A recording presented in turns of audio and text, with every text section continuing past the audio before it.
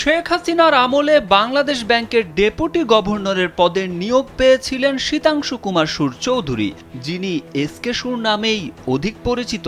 2016 সালে বাংলাদেশ ব্যাংকের আলোচিত রিজার্ভ চুরির ঘটনায় সন্দেহভাজনদের একজন তিনি। আলোচিত পিকে হালদারের আর্থিক কেলেঙ্কারিতেও উঠে আসে তার নাম। রোববার এসকে সুরের ধানমন্ডির বাসায় অভিযান চালায় দুর্নীতি দমন কমিশন দুদক। অভিযানে 16,25,000 টাকা উদ্ধার করেছে দুদক টিম।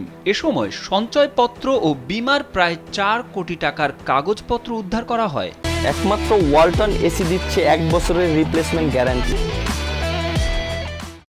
দুদক পরিচালক মোহাম্মদ সাইমুজ্জামানের নেতৃত্বে অভিযান পরিচালিত হয়। সাইমুজ্জামান একটি গণমাধ্যমকে বলেন, এসকে সুরে 3টি ফ্ল্যাটের সন্ধান পাওয়া গেছে। তার বাসায় অভিযান চালিয়ে নগদ টাকা, সঞ্চয়পত্র ও বিমার কাগজপত্র এবং বিপুল সংখ্যক ব্যাংক হিসেবে চেক পাওয়া গেছে।